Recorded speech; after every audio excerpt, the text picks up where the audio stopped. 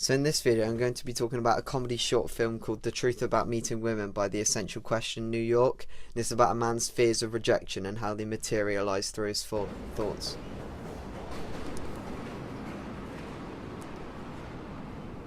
So I really like how you can hear the sounds of plates clattering there before it transitions into the restaurant. And you can tell there that's the use of ambient sound is done really well to tell us it's going to transition. I think this is over.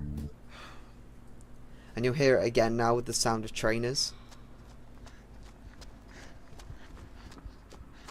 I have to say I really like the transition there where it pans down and then pans back up as his thoughts materialise. It's done really well, and it's something this short film is exceptionally good at, as its transitions. So as you can tell, the use of zoom in this film is a narrative technique, as the man's thoughts materialise as we zoom into the face of the woman, and suddenly we're transported into what the man thinks is going to happen in the future, and that is like the main premise of this film, is that he sees into the future of what will happen with this woman if he ever, you know, dates her. I'm gonna love you. So this is like obviously the main narrative technique, and this is often repeated with the words "this is over," and it highlights his fears of rejection, the fact that they'll end it with him over quite petty things in the end.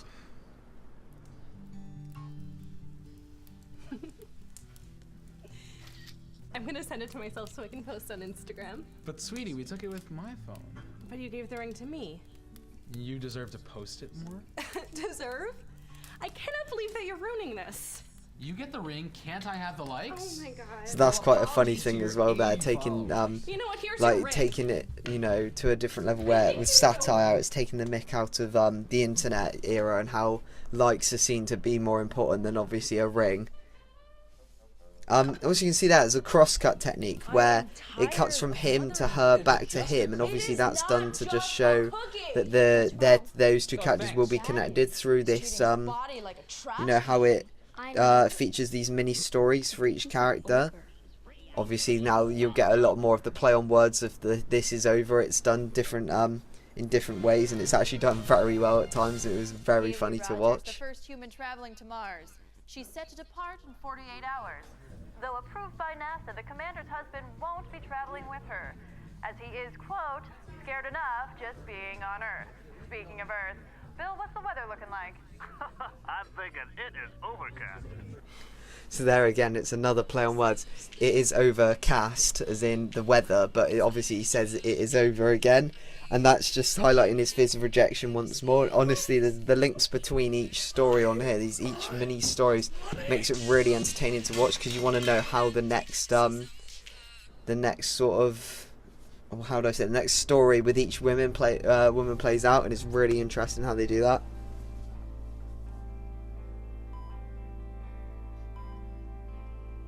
I'm so grateful for our life together. I think this is over. So again, it's funny again how it's sort of, it's satire, because complete satire used in here as a narrative technique. With an important announcement. All train service is immediately terminated. Everyone else in the world is dead. So the zoom out here works as an establishing shot, and we also have the narrative technique of a voiceover as well, telling us, you know, this comedic situation where everyone's dead and he's the only man left on Earth. So obviously he runs off, but we can tell now that he's imagined that, and they're all thinking what's going on. He's just thinking of another way he can trick himself out of this situation, and then he can escape rejection. So I've actually went onto the page I saw this, which was on Short of the Week, and I've looked at a few comments that people have left, and I'll just read a few of those out now. So here are some of the comments that I've pulled up on screen now. They say it's perfect, amazing, really good.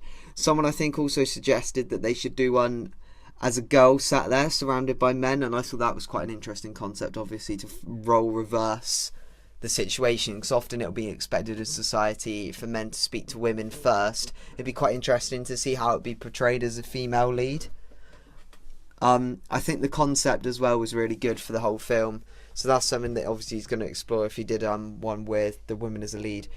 People also commented on the technical elements, like I did as well, with the zoom ins and zoom outs being so crucial to telling the story and how effective they were, and that was something that really impressed me as well. So yeah, that's just a quick overview of the comments. So looking back at the conventions of a comedy, I would say voiceover surprisingly features a lot, as you could tell at the end. The cross-cut they used was really effective, obviously, for showing the two different people and their emotions.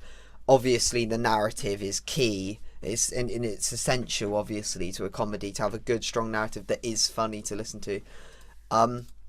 When I'm thinking about other things that could be conventions, is basing it on a premise. So they've based the whole film on the fact of rejection, and with the line like "it's over," the whole thing is based on that premise and that phrase, and they've sculpted a whole set of stories based on that one line. And the imagination there to think of all these different scenarios that could play out is really interesting. And I wouldn't be surprised if it's based on his real experiences, or someone on his team, his real experiences possibly, because some of it is so well thought out and funny. It's really good.